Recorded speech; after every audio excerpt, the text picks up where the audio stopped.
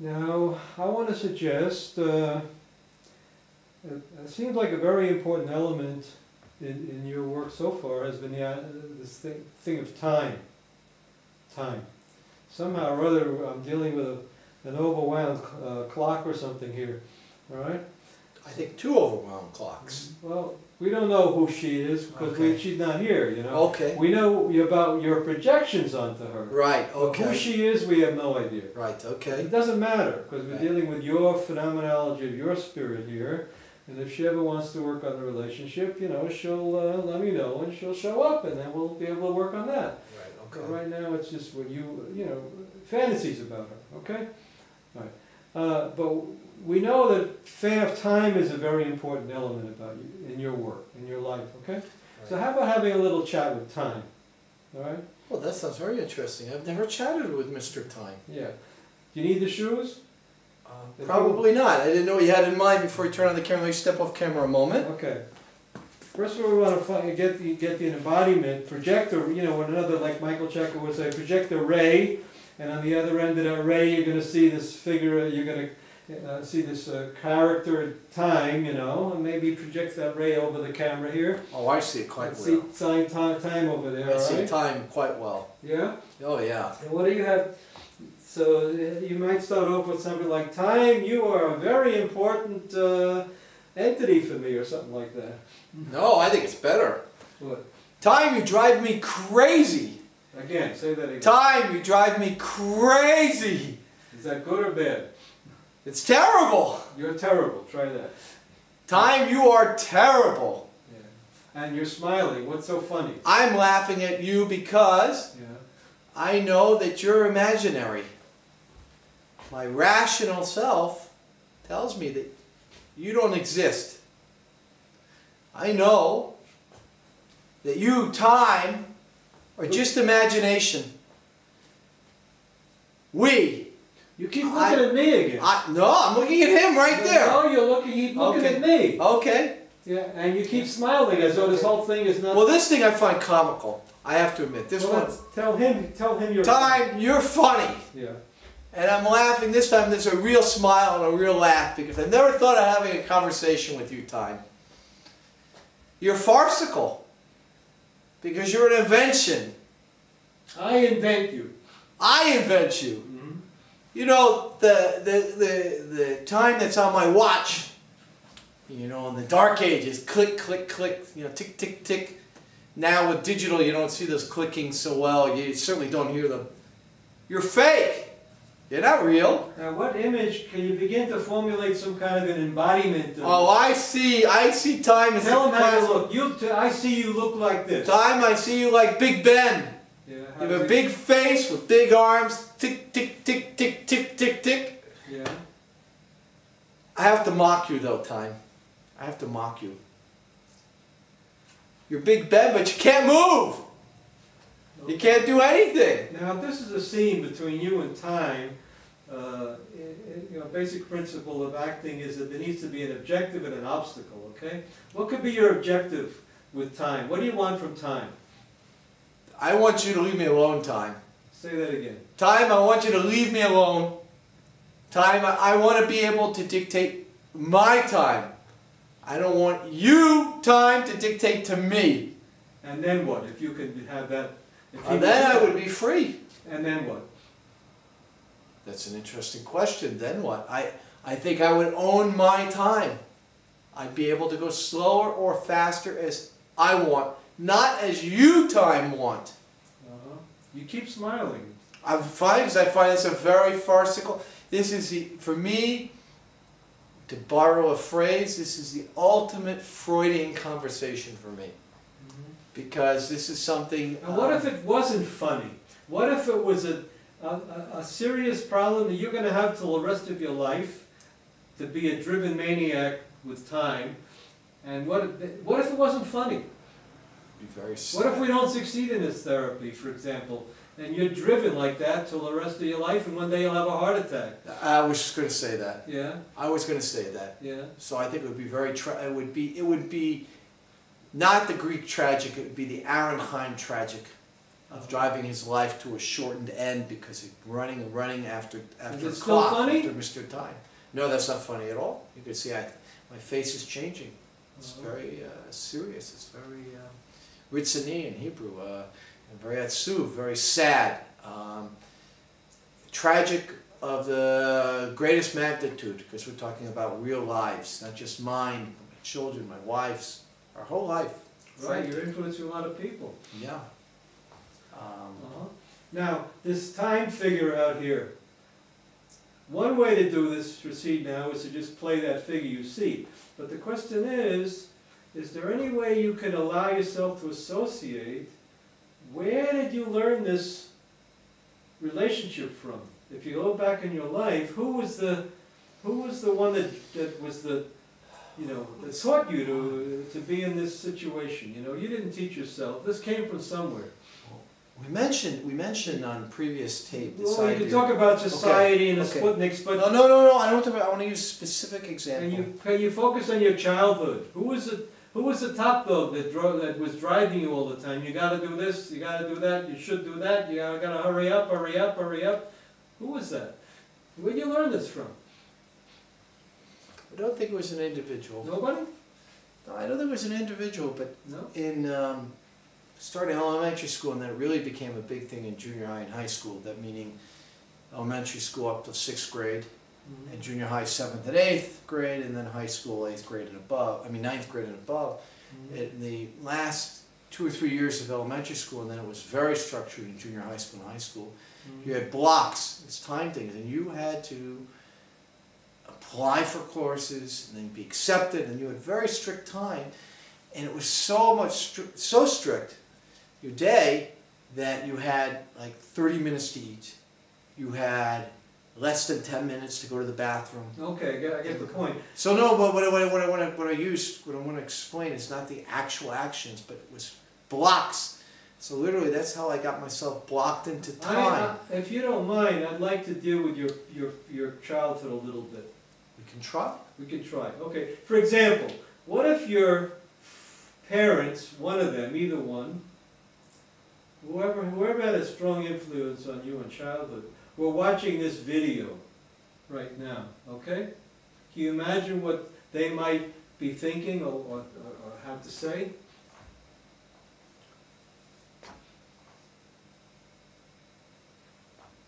Are they alive? Yeah, they're here. Yeah, they're still here. Okay, so imagine that one of them's out there. They're still here. I think my mother would maybe. It's very hard to know. Yeah. Because I don't have as much contact with my parents because they live in America and I'm here in Israel. So you want to start with your mother? Yeah, my mother, because there's a funny thing about time with my mother. So play your mother, and watch him. Put him on the wall. That's very hard to do. Put your son on the wall, and what are you watching him in? Son, me being the son. Yeah. As in not in this the warmth. But And you're watching him make this video, okay? Yeah, I'm trying to think. What could you say to him? She might see this video, right? Possible? It'd be hard. I mean, she'd have to be by my family up in New York, and they're not there now. But they're not computer Well, maybe she'll see it. No, it's a good chance they would see it. I think, in the person of my mother, I don't want to try to act her out. I don't want to try to think of her thoughts. You want to talk to her and put her on the wall? No. I like this idea. I like this idea.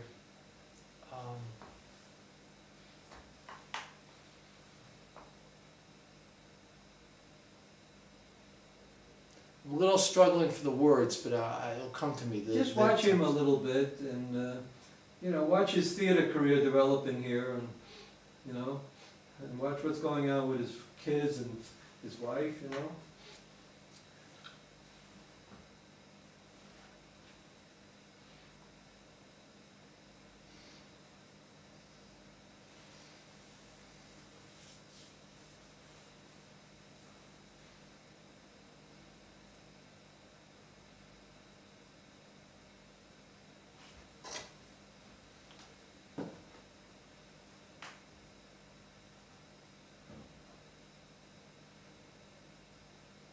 Aaron Chaim. Michael, Aaron Chaim. Aaron, I get your name so mixed up. I can't, you know, you have to forgive me. But you know I love you, and it doesn't matter. I'm really happy to see you doing things in theater and dance, being creative again. But I'm so surprised that I think maybe you're a little bit, maybe you would use the word shtickle. I'm not sure what that word is, but you seem a little bit like Dad. You know, Dad drives me crazy right now. He still gets up at crack of dawn and wants his oatmeal and wants me up. We were retired, I don't know, over 20 years, maybe approaching 30. And he still gets up at crack of dawn. And why? Because he was a school teacher. He had to get up and he had to be dressed early and he had to drive you and Marion to school and then go to his school to teach and be organized for the day. And yet now we're retired and we're spend the winters in Florida, take vacations, and we're in New York in the summer, and yet every day, unless Shalom, he's not feeling well, but generally our health is good. He's up at the crack of dawn. He wakes me up. Elaine, get up! It's time to get up. What? Huh? There's that word time again. Yeah, he wants his oatmeal now, and this is one thing you're not like your father. I mean, very thankfully, you could make your own oatmeal. You can make your own coffee, but Dad, he never learned. He needs me, and I don't mind doing it. But why? So early in the day, say that, you know, it's cold. You know, the birds aren't even out chirping yet. You know, and none of our neighbors are awake. They're all retired here in this retirement community in Florida. But Dad, he's got his time. You know, and he has a Timex now. He had a Rolex for all the years you grew up and all his years of teaching. He had that Rolex, which your brother has, but he's, you know, first thing in the morning. And I see you have a problem with time. Maybe you're a bit like Dad. And you know, we have lots of vacations together, and you know, Dad and I. And yet I see you don't have so much holiday time with your family. Can you see a place here where you could switch now and make it into a dialogue? Write they call write the script. I want to go a little bit further, okay. And I think so. Yeah. You know, Dad and I go on holidays, and you think your father's more the person you should be talking to now, or no. I think it's good to my mother's. Okay, voice. go on. We go on lots of holidays now. We're basically on holiday anyhow, and yet Dad has to make sure that we have our activities. You know, I have my dance class and my social club, and Dad has his swimming exercise, and if we're on a cruise, he's got to have a schedule. And you know what? Our whole day is scheduled. A lot of time blocks here and there. Maybe that's why you're that way.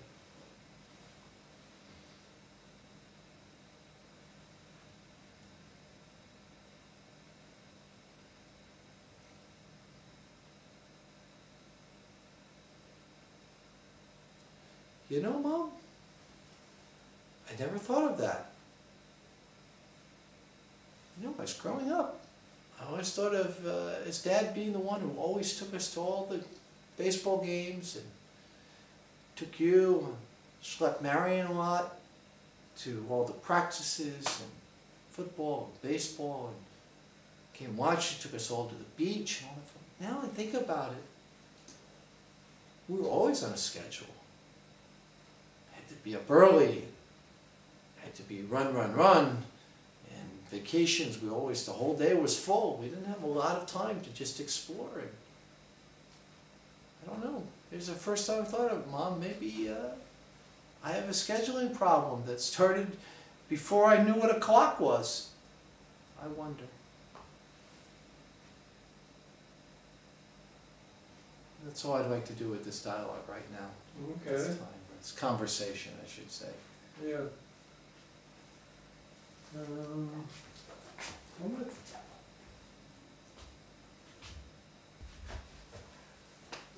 All right, so I wanted to deal with the time issue a little bit, and I wanted to deal with childhood a little bit.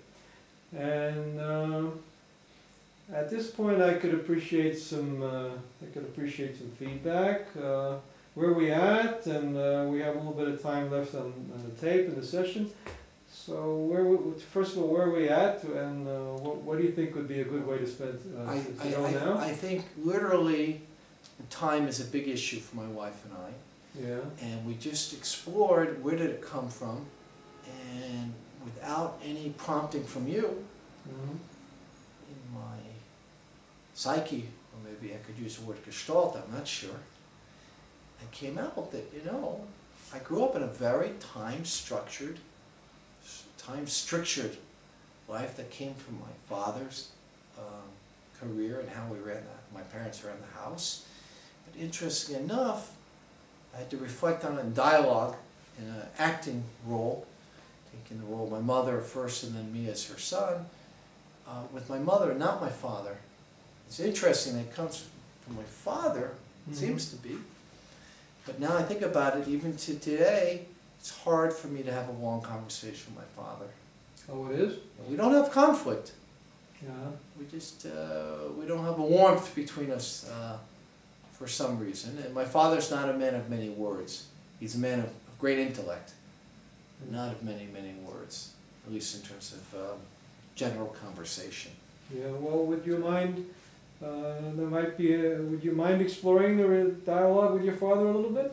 Could try. It would be very hard because there isn't a lot. There has not been historically a lot of dialogue. It's not because of anything bad. It's well, just, in a sense, it's easier now because he's not here, you know. And well, I think he's going to see this videotape now, so I'm a little bit inhibited, but I'm not afraid. Well, look at it this way. See, my father, for example, was a person that we never talked much at all, and now he's gone. Right. So I look back, you know, here's a chance for you to do a little projecting onto him in the imaginary conversation, and whether he sees this or not, it might somehow help you to talk to him a little bit while he's still alive, you know, instead of having to regret, too bad I didn't, you know, this and that. Right. You think it might be at least we could try it. It might be instructive at least? We could try. Right, let's take the chairs now for this, okay? But this is more tete-a-tete. We can zoom in on the camera a little bit. Right.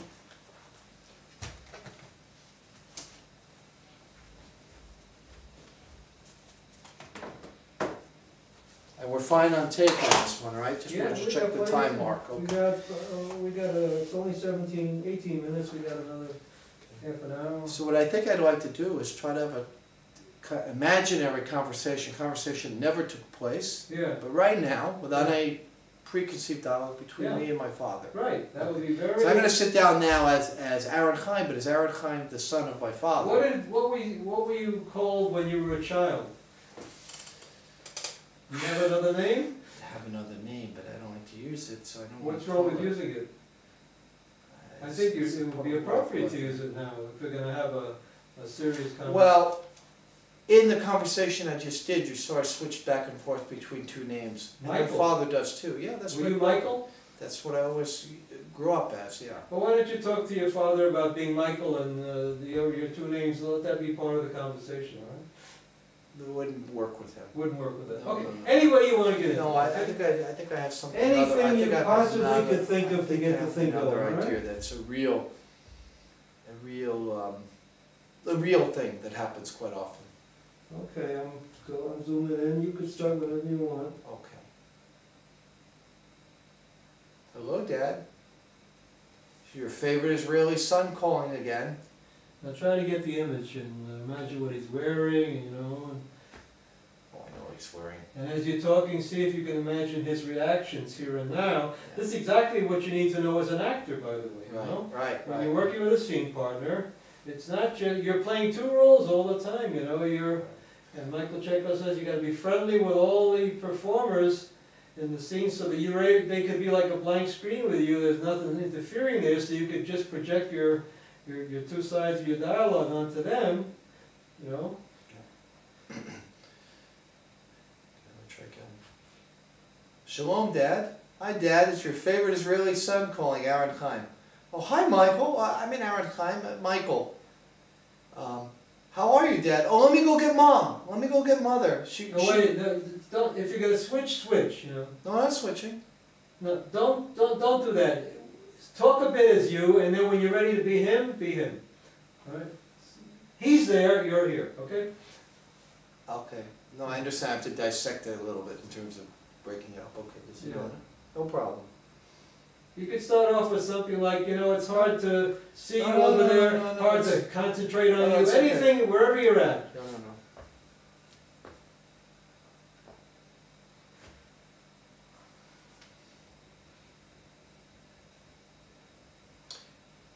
Dad, it's hard for me to see you visually. I'm talking to you over the phone. I do love you, Dad. And I'd like to speak to you on the phone. I'd like to talk to you longer. I'd like to really talk. No, this is not a phone conversation. He's here right now in this room, okay? Problem is I'm having is trying to do a take and go, almost a real dialogue without I say, he says. It's a little bit hard. It's almost. But imagine he's here in this room somehow. Okay. Try to do that. Okay. He's sitting right here. Yeah, that's it. You could say to him, look, I'm talking to that chair and I'm trying to pretend it's you, and it's hard to, I can't imagine you at all, but I'm going to talk to this chair. I can't imagine. Maybe if in a while, if I talk to this chair, you'll come into focus. You can start off like that. I can imagine him. Yeah? Imagine being here.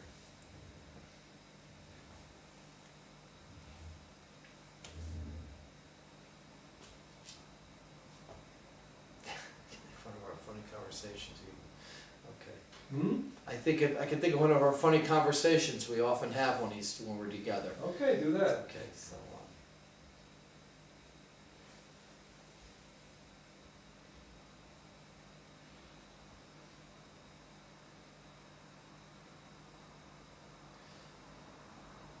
good morning, Dad. How did you sleep? Without a question. No, good morning, Dad. I slept well. I trust you slept well. I see you have the newspaper that I brought you yesterday. I know that you enjoy reading it. I think Mom reads it too a little bit. I'm so glad you're here in Svat. I know how hard it is for you to come here. Children love seeing you morning and night. All day, all they do is, as soon as they go to school and as soon as they're out of school, they want to come back and see you and Mom. So good you're here. And I know it's hard for you.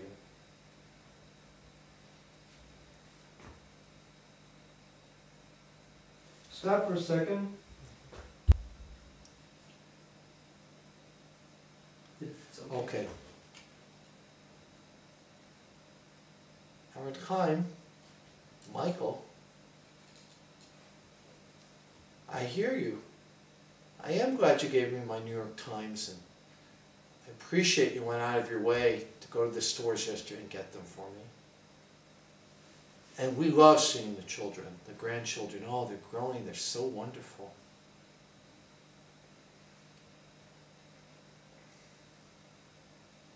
You know what I read in the paper today? Let me tell you.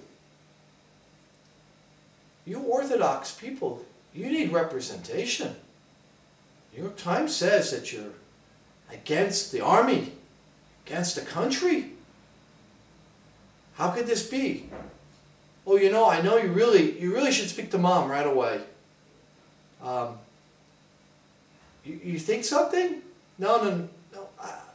I tell you, just speak to Mom, and your Mom loves being here, and I'll be okay. I'm going to take a nap now.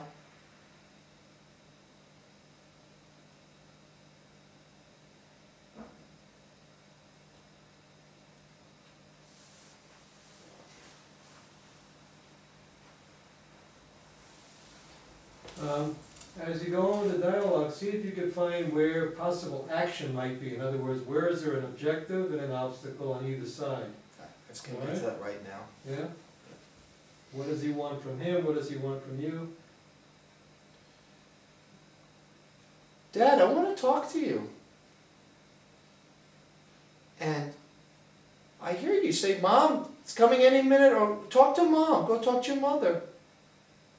Dad, I want to talk to you. I really want to talk to you. And I hear you about this Orthodox thing in the newspaper in New York. It doesn't mean anything to me. Look how happy we are. We are happy here. The children are happy. They love you. They love Mom. They love Grandma and Grandpa. They love the time they see you. They talk. When are you coming again? They don't see this Orthodox problem you talk about. They see people in the army here, the Israeli army. It's a good Shabbos, Shabbat Shalom to them. They say hello to them. Treat them as other Jews, as fellow Jews. It's not a problem. Not a problem for us. But I think we have a problem. I have a problem, Dad, that for years I want to talk to you and you talk a few minutes. I'm thankful for that. But then it seems that you bring up something to agitate, to aggravate me. Something you read in the newspaper, something you heard on the radio. I told you. I don't care about the radio. I don't care about the New York Times. I care about you being here and Mom being here. I care about the children growing up as Shomer Shabbos, Shomer Mitzvah, guarding the Torah and all that's in the Torah, and doing real things, and being happy. You see they're happy.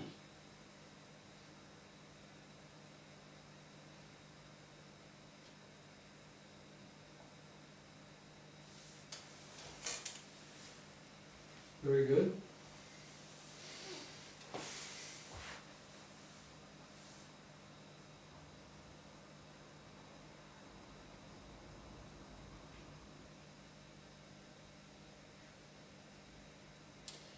Yes, Michael. I hear you want to talk to me, but what's there to talk about? See if you can find how the voices are different and the body positions are different. To identify with that other person a little much as you can.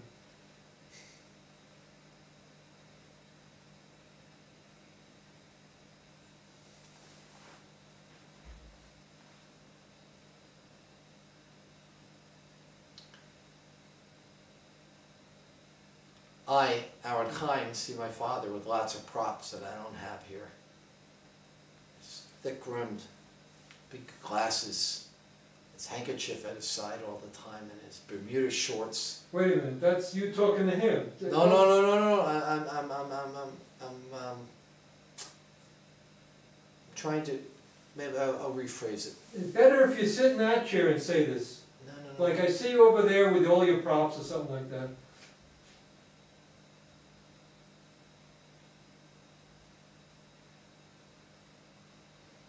It's not going to work this way.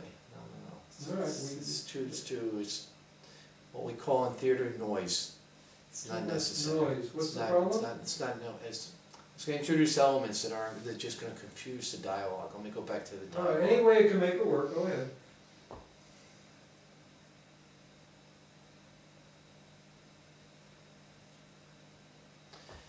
Michael, remember all those trips to Adventureland in Long Island? I would take you and all the kids on the mystery ride, the mystery adventure for your birthdays, and Mom would make cake. We have it all now on DVD. You were so nice to put it on film. You see how much time I spent with you, how much time did things with you, and I still do things now. You see, I'm here now. I'm here now. Came all the way from New York. Wasn't easy, a big schlep. It's hard. My health isn't so good. I'm not so young. You see, I am here now.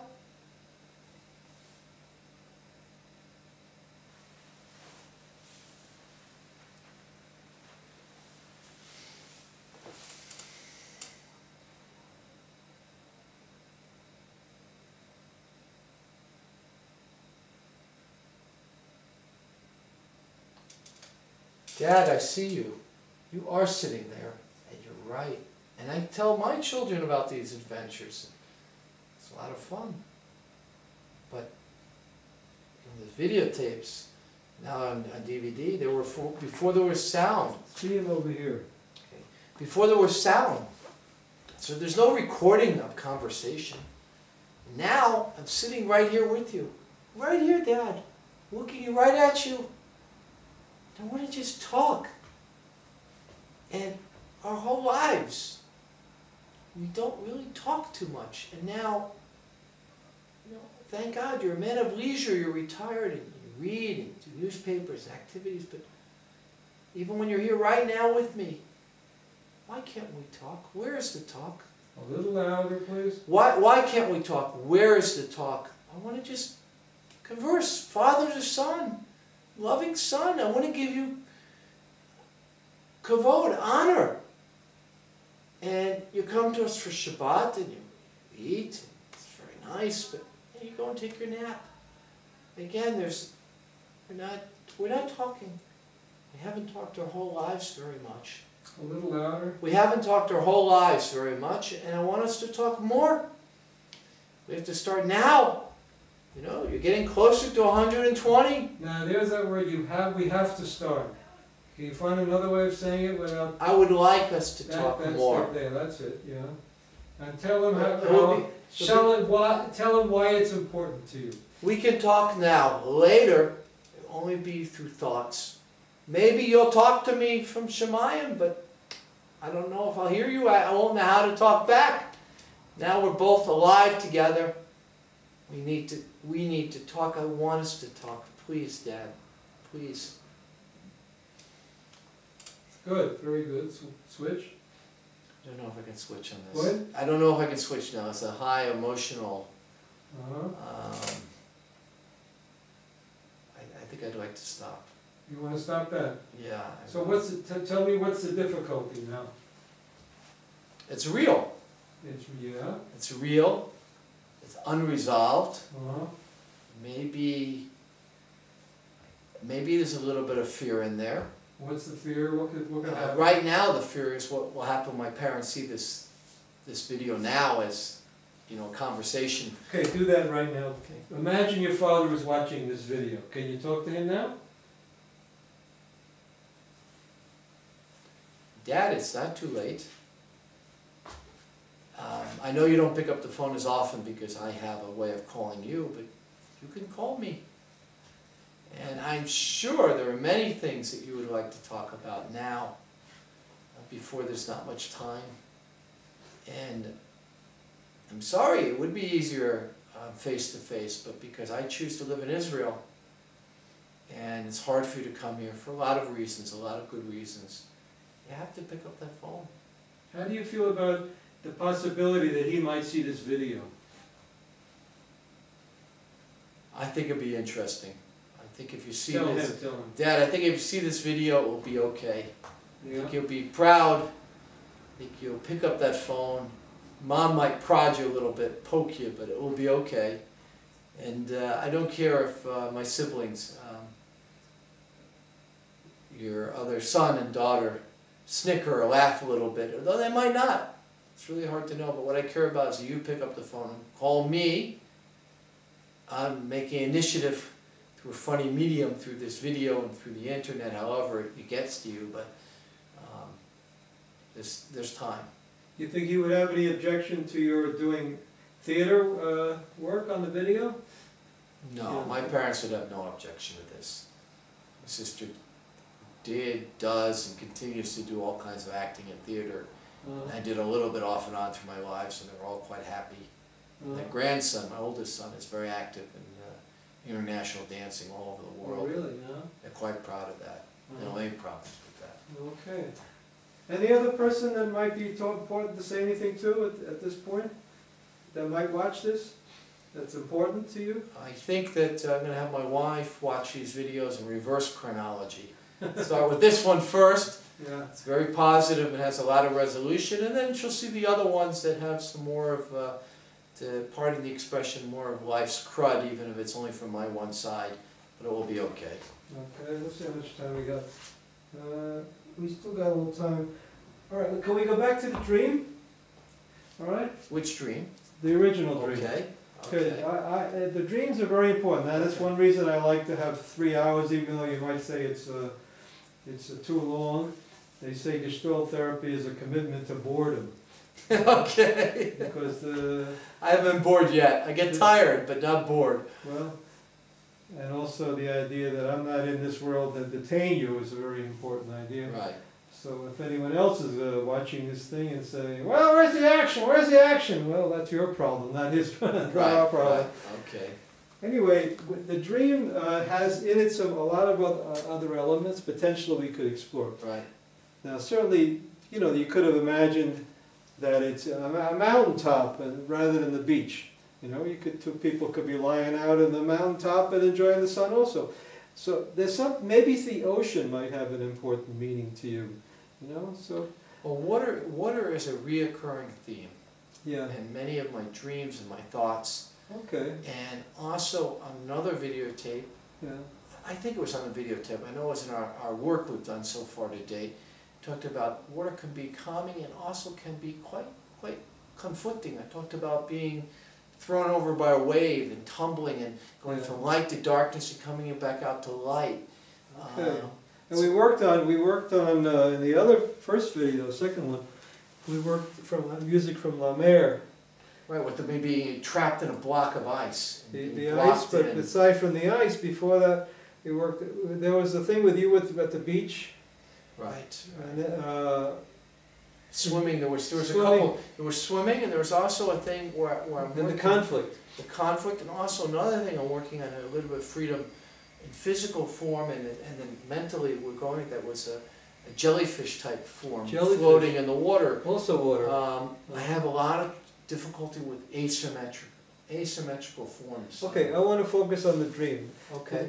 The theory here is that the dream somehow is an organic and organic. It has life, you know, and all the elements are somehow related. All right. So would you mind being the ocean? All right. I can try going If you were the ocean, what is your existence? If you're the ocean in this dream, you know, what is your existence being an ocean? The ocean is all-encompassing. So if I am the ocean, I am all-encompassing. I am the ocean, I'm all-encompassing. I am the ocean, I am all of life. I am the ocean, there is no life without water. Even a person carries me inside you. The ocean is inside of every person because each person is basically a bag of salt water of all the minerals and elements that are in me, the ocean. Okay. So if you're the ocean, who could you be saying this to in this dream? Would that you be saying it to yourself over there, to you and your wife, or? I think I could be saying it to my wife and I. Okay, so I'm the one who's lapping up at your feet, and I'm the one who's making all the noise and all the motion that you're enjoying. But you know, saying, where's my thanks? I don't hear you saying thank you, ocean. So let's explore that relationship a little bit. It's always good, if possible, to physicalize it a little bit. So how about standing up and looking for some physical form for that ocean, all right? Not so much you being in the ocean. I am the ocean, you know? So just start off with saying, I am the ocean. Repeat what some of the things you said. I am the ocean. Yes. I am all of vastness. Okay, now I don't believe that voice. That voice is called talking literature. Can you say a voice? Find a professor voice. Okay. No, it's okay. An oceany voice. Okay. Oh wow, that would be fun. Take a moment. You know, it's too bad Disney made too many movies with the oceans, and now I get all that rubbish in my mind. But let me think. Charleston Heston. Yeah, a good way to do it is to just, first of all, just imagine you hear that voice, saying, I am the ocean, I am vast. Just imagine that. You know, that's what CHEKHOV would say, send out that ray, hear that, form out there, and then embody what you hear, you know. I am the ocean. Yeah. I am total vastness. Say it again. I am the ocean. I am total vastness. Even more. Let's say it more. I am the ocean. I am total vastness. Now, can you bring your body into it also? I encompass you, human being. You are just a bag of me, of seawater. Everything inside of you is me, the ocean. Very good. Now how about the bottom half also, the body, the whole body? When you and your wife are at the water... No, go back to the beginning. I am the ocean. Start all over again, but bring your whole body into it. It's hard for me to I have a frozenness at the waist. No, that's why I want to focus on Let's it, see. Okay.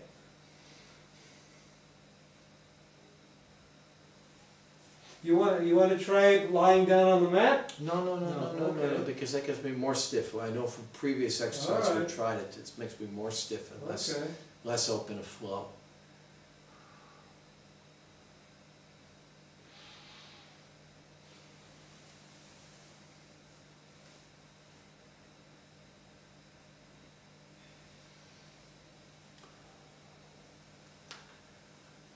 I am the ocean.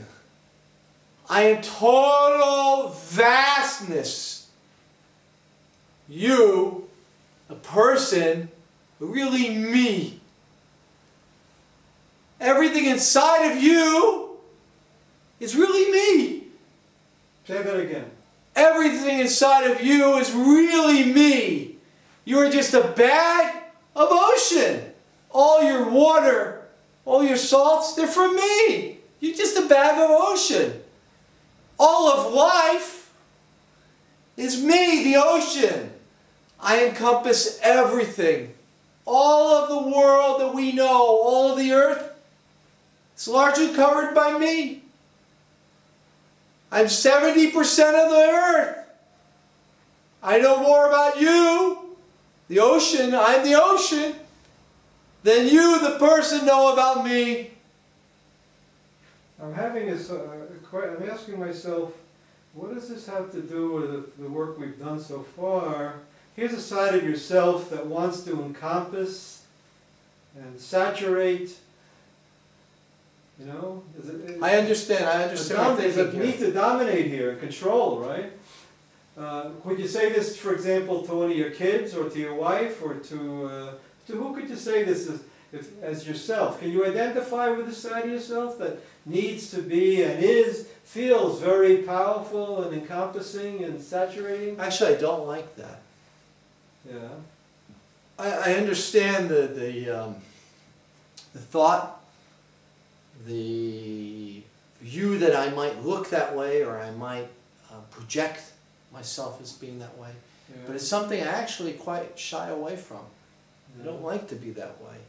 I'm getting an association of... I understand, without even saying what about the time, you know, if I squeeze... The time is squeezing me. And the box, squeezing the box, you know? It's squeezing me in. And time and the box are very related.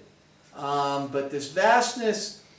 I think I know a better place for vastness. Another way to look at it is the side of the all-powerful and the powerless, you know? Right, but I think simpler and more to the point, is that this vastness is really, it seems powerful, but it's fear. Fear? I think that's where the connection is. Really? Something that's so vast, you can't see. It's like it can be light and still be darkness.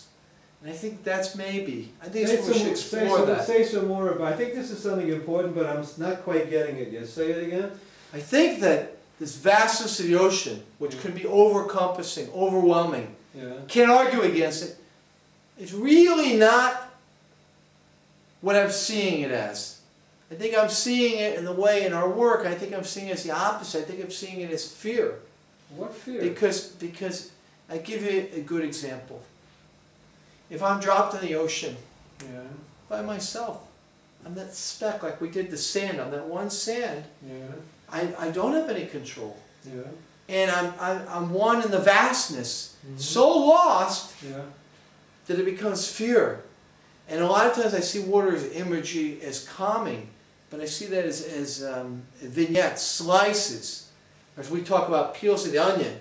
When you take the whole onion together as an ocean, I'm too small, I'm nothing, I'm afraid. Where am I? Where's my place? I still don't get it exactly. Can you tie it to a particular relationship to somebody? Okay, let me think about it. Yeah. Does it relate to your wife, to your kids, to your father, to your mother?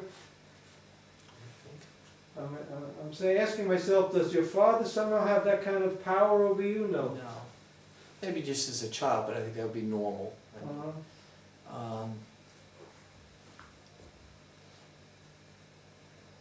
think maybe it might tie into a power conflict of resolution, decisions and resolution, conflict resolution and making decisions together. In what sense? That I might come across as too vast, knowing too much, and not taking up what we call a cliche, a back seat to my wife, and letting her display what she knows and what she wants to do. And maybe, but it's not really a parallel. Maybe that's where the ocean comes in, as vastness and overpowering. Can I give you a little improv? It's purely a director's idea. I don't know if it's going to work at all. Okay. Let your wife be the ocean. Let her play that role to you. And see what happens. Just as a little game here.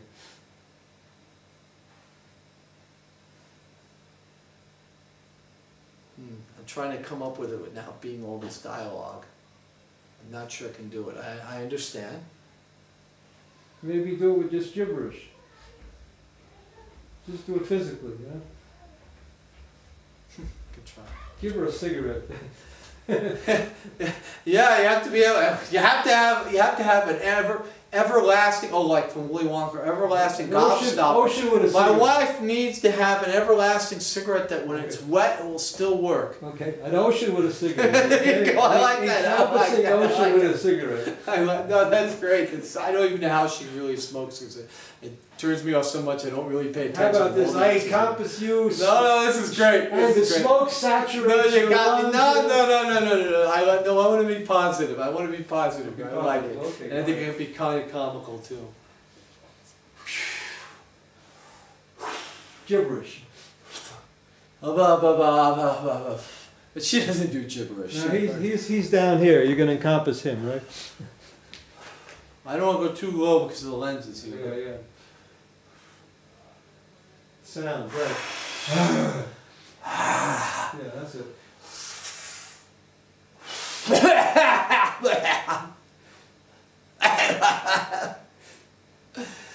Does that fit to say I encompass you? I don't know. It's too silly. But I have to say, and I have to apologize to the audience, the cameras. I'm really literally out of gas right now, out of creative juices right now. I think it's a good time to just to stop. It's not because of the time physically. It's just because my mind is really. And why do I know this? And I want this. It's okay to be on tape. Is that usually when you throw something at me creative and challenging, I go to the task. I'm often not successful. I go, but now I just feel like. Can't do it. But the tape is going. We got another 10 minutes of the tape. 10 minutes. So here we go. Have them lie down. Okay. Relax. Lie down again this way towards the heater. Any way you want. Okay. So please check the camera to see I'm in it. I checked. We got 10 minutes. No, I'm in it laying on the Maybe floor. move that way. I'm sorry. Oh, we can move further back. Sure. No problem. Over there. Then I should be on at least Okay. one, not both cameras. Okay. All right. Yeah. Relax.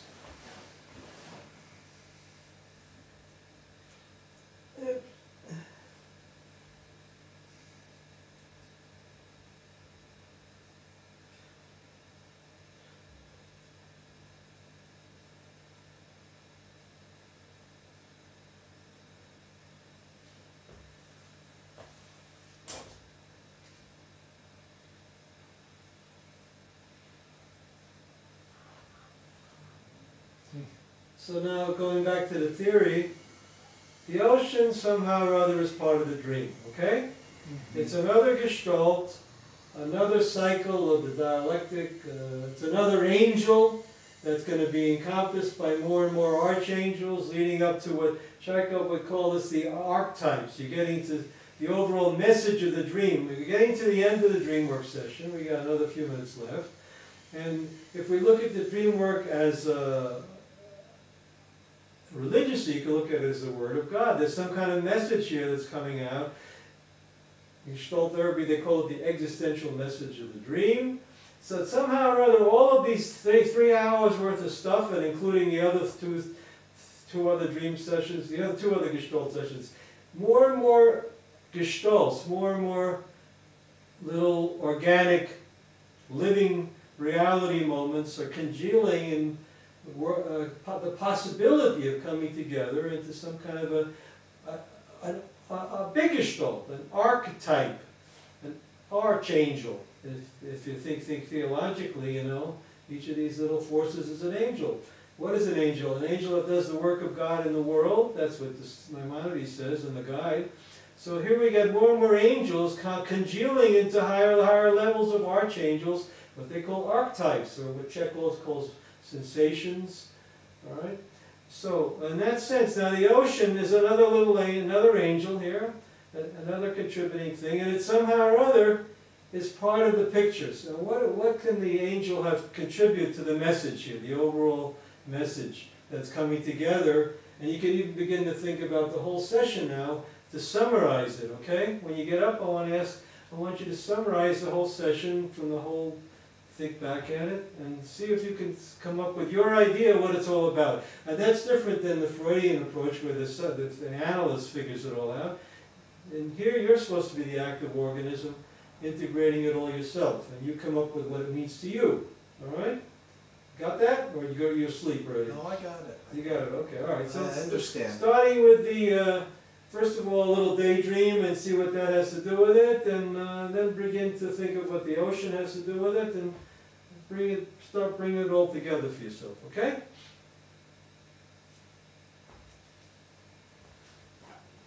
Oh, so much in a few short hours. A lot to regroup. Yep. Take.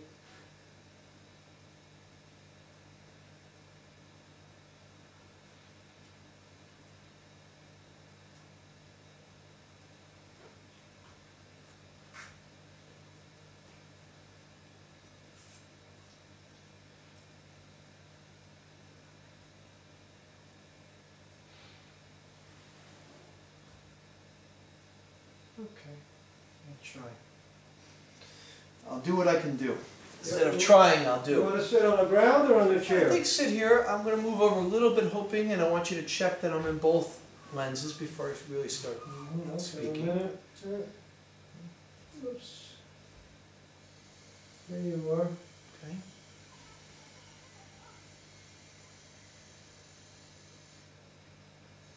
Okay, so now you're a voice of the from Shamayim, so speak to us, Oracle. What you've been through? Well, I don't know. I want to use those words. You've been through all this stuff. You could say something that we don't know because you've been through it. Yeah, that's your words. I wouldn't use those words, but yeah, I think. Well, that's the theory. So you are. Wait a minute. Let me say this. Theory of Yordei HaMerkava. Those. Yordei, to descend. Those who descend on the Merkava is the chariot. So this is swing low, sweet chariot. And you, by going into yourself, going into your existence here for 3 hours, have descended on that chariot, and now you're coming back up to the world of Bria creation, the overall synthesizer. Your spirit is able to synthesize. That's the theory here. Right. Right? So from now, you, in a sense, you're kind of a voice, you know, from the spirit, because you went through, you suffered yeah. descent in order to ascend. We did a lot of nesiot. We played back a lot of trials and tribulations. You rode they say you rode the Merkava. You descended on the Merkava. Right. Okay. So I think one thing I want to try to focus on the last few minutes here is this idea of calming. Calming. There are two things that are very, very calming, and also something that was kind of foolish, but it's important. It came in the daydream. Yeah. It's very important for me to find ways to be calm, and as we say, to ride out the storm. And water, the image of water is constantly there.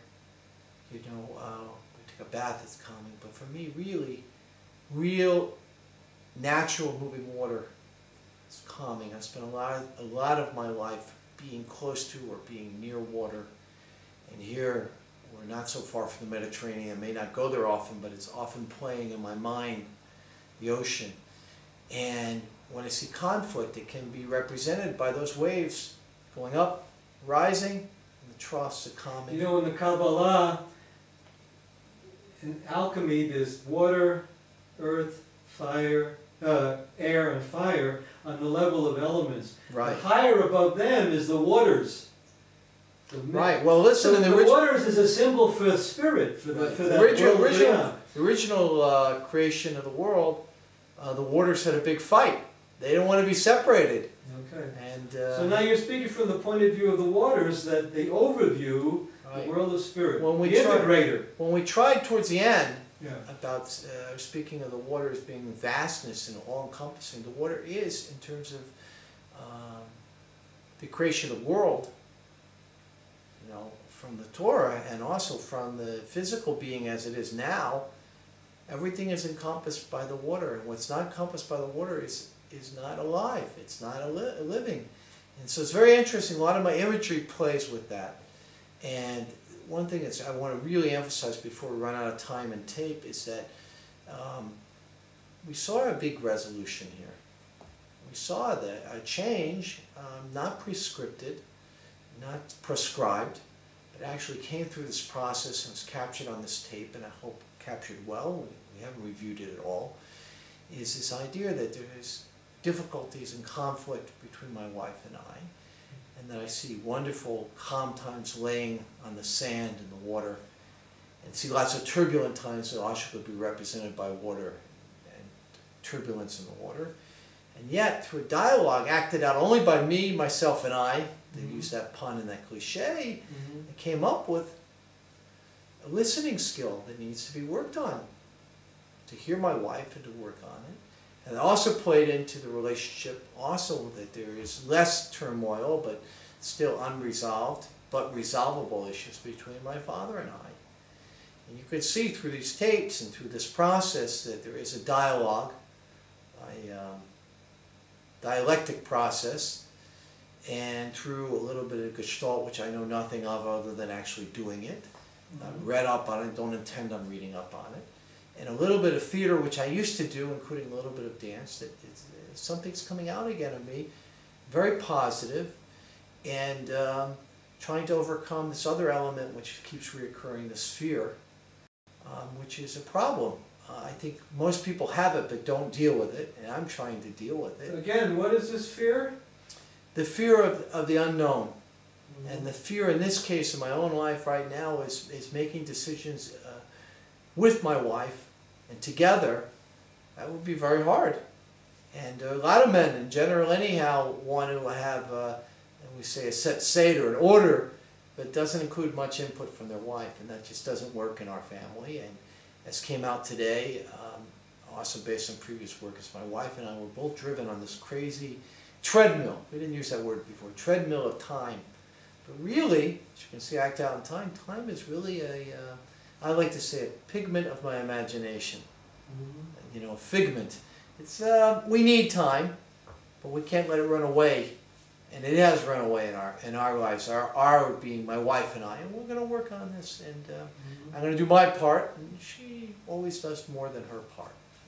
Yeah. I noticed a particular improvement in your ability to focus in the dialogue, and it changed the believability of your speaking. My acting skills are coming out a lot better, and this is all. And this is not about acting; it's about stopping an act. You know what I mean? Well, this is about, and correct me if I'm wrong. This is about acting, real acting. In other words, action in your life. Action in my life, and if I should actually do any acting that is directed with a script and it's not my life, then it would be entering into that body in a real animated, real life essence form.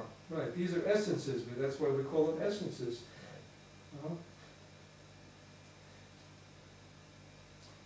We've got about 2 more minutes. Anything else you could think of? That, I don't know. I've kind of run out of physical and mental tape at the moment.